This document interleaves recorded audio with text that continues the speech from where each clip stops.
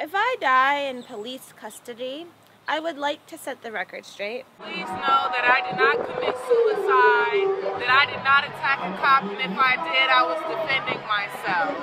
If I die in police custody, I want you to know that my last thoughts are about my family and the fight for Black lives. My name is Jill Christina, and if I die in police custody, it's because they murdered me. I would never, ever do harm to myself in police custody whatsoever. You knew the day you met me I would never kill myself. My name is Tiana, and if I die in police custody, just know that they killed me. And don't let anyone tell you that it's not about race. If I die in police custody, no, it is not a suicide. And I hope that in the current case, as in any case of a Black woman, a woman of color, a man of color, a Black man dying in police custody, that the authorities and the community that puts pressure on the authorities will not stop until they find out what happened. You know that I was fighting till the death. Know that I love my family. Know that I love my partner. Just know that I support Black rage. Don't let anyone silence your pain. You know, it's crazy. People talk about people being taken into protective custody. There's no such thing as protective custody because our criminal legal system and our prison industrial complex is so violent and so vicious and so broken.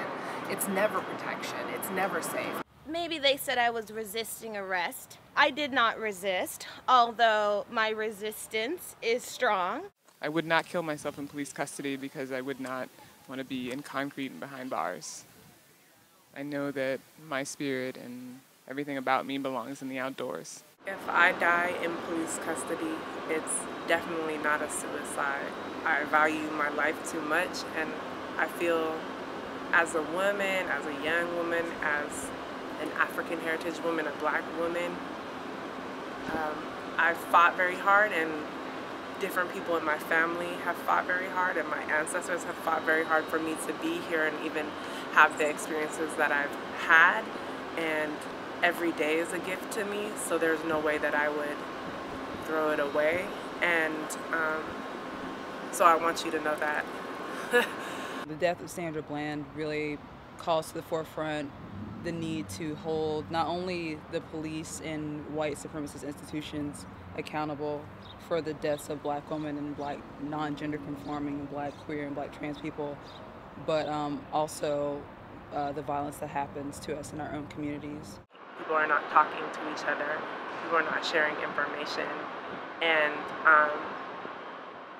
I want us to figure out how to remedy that. Because if I die in police custody, I want all of my people talking. I don't want it to be something that people would have to check into Twitter or Instagram or check their Facebook timeline to figure out that I was dead.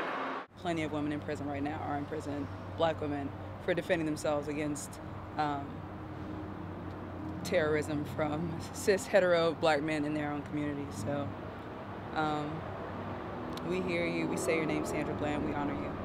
Know that I'm inspired by the culture in which I was raised, African American culture, which is one of survivors, which is one of strength, and which is one of heroes that have always guided my life, and who fought and struggled and won against oppression throughout history. I was a teenage protester, which was a good thing. And I was protesting around a number of different issues, many of them international. And I had a lot of white friends that I protested with, and we would go to these, we'd be in these big mass arrests. In my later teens, I was in an action where it was a small group, and they put me in a room by myself and locked the door, and I was so terrified. And I realized that I wasn't one of my white friends.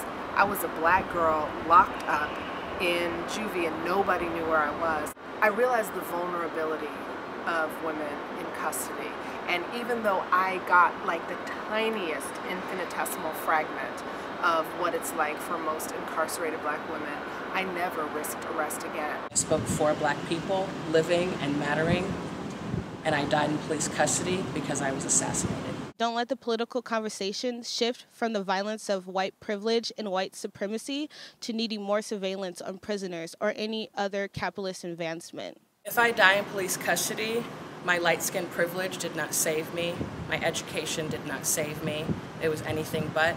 It was my brown skin Every time I leave the house, just like any other black person. And unfortunately, it wouldn't be a surprise to a lot of my friends and family members because that's the reality that a lot of us live with. The prison systems are like just a gateway for prison industries and another way to have black and brown and low-income folks working for very cheap labor to take away their rights. One felony and then suddenly you can no longer vote. If I die in police custody in 2015 and something doesn't happen, we're simply approaching the new Jim Crow faster and speedier than we have for the past 40 years. The war on drugs is specifically targeted to get people like me in jail and working for this prison industrial system, which is basically just like slavery reincarnated. Tell my sister that it is finally time to wake up, and it is very unfortunate that it took my death to wake you the fuck up. I will be just one more statistic of a black body on the ground at the hands of somebody who is supposed to protect me and at the hands of somebody whose salary I pay. But for those who have had family members who have committed suicide in prison, understand that I sympathize and empathize with that pain. That system is meant to break your soul. Black people incarcerated are not meant to be well or even rehabilitated. If I die in police custody, either they killed me or I strategize with my community to utilize suicide as a direct action tactic. And either way, it's still our duty to fight for our freedom. So with that, please bring justice. Don't keep this quiet, don't hush it. I would even say ask for peace. Ask for justice and equity. Because right now it's like, yeah, like black people die in police custody. Like there's the sky, there's the sun, and there's racism. And I think I want to live in a world where it's not like something that we've accepted as reality. Uplift me, uplift my spirits, uplift my people. Make sure that the oppression ends. Shut it down, demand answers, and say my name. I would not kill myself in police custody because I have the resilience of Harriet, because I have the strength of Malcolm, because I rise like Maya.